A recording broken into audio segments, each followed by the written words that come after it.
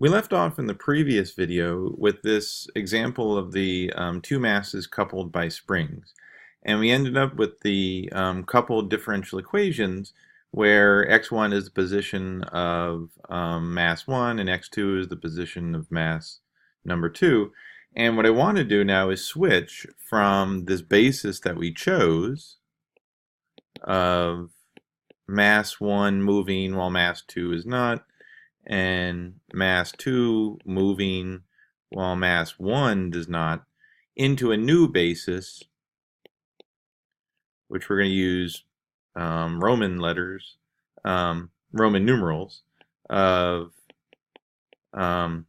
basis 1 and 2. So, and the restriction that we're putting on this basis is that it has to diagonalize under the eigenvalue problem. So we take our operator omega, we act on the basis number 1, and it gives us minus omega 1 squared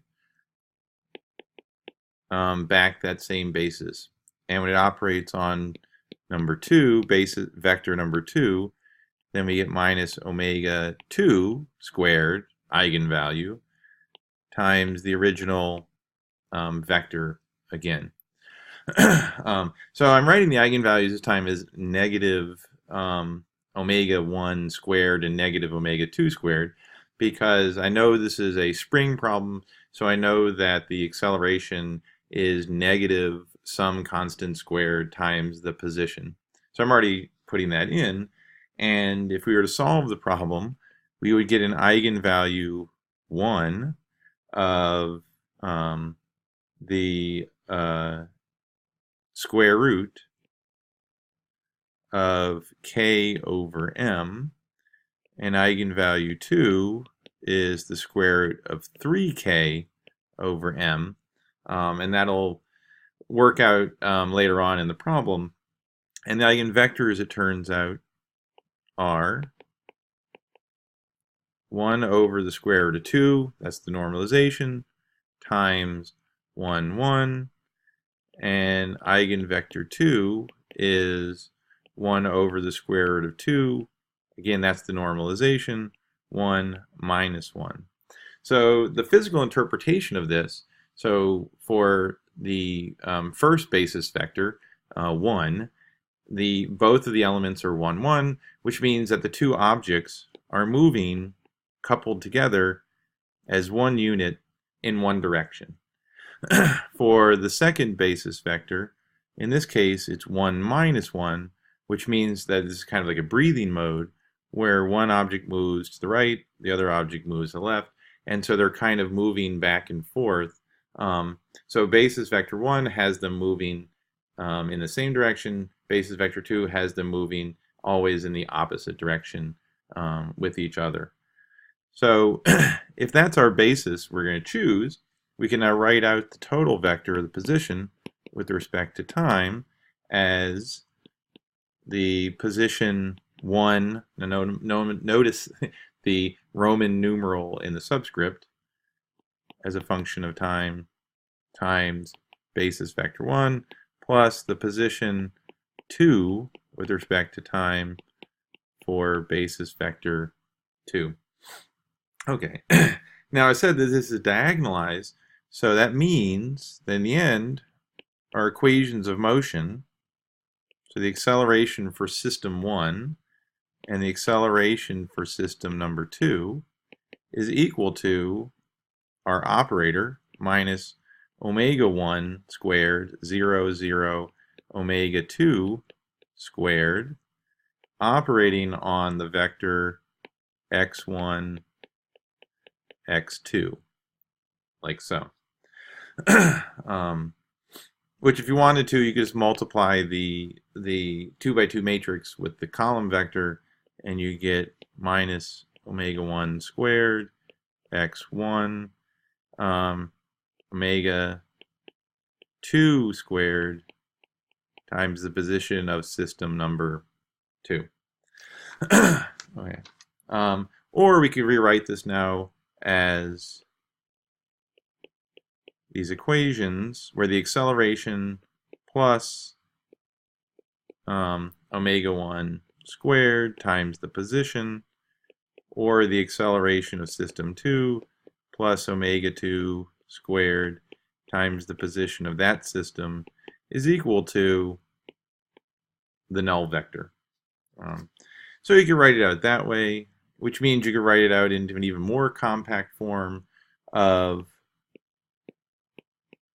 the second order time derivative plus the operator, or minus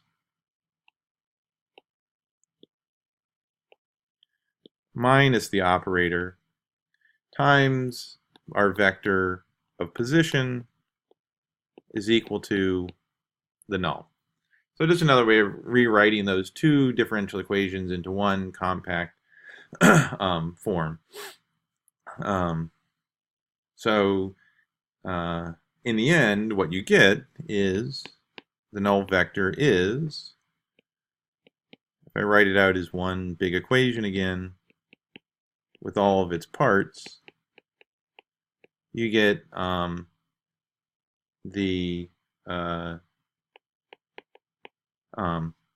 equation for the first basis vector plus the equation for the second basis vector.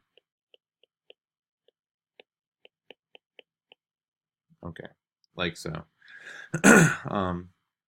So, that's the compact form. Why don't we try and now solve each of these equations independently? Because that's the whole point. Once you diagonalize it, you now have two independent equations.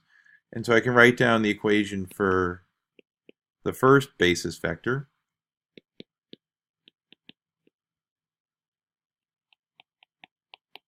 So that's equal to 0. And so the solution for the position of system number 1 is just going to be some initial condition times a sinusoidal function. So I'll choose the cosine and assume that there's no phase difference. There's no phase we have to add into the equation. We're going to say the phase angle is 0. If we solve the second differential equation,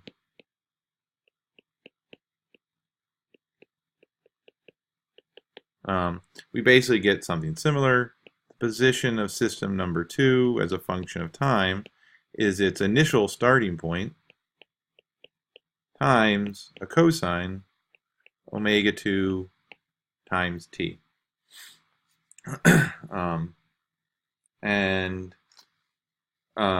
Okay, and so now we can write out our equation again in its full form.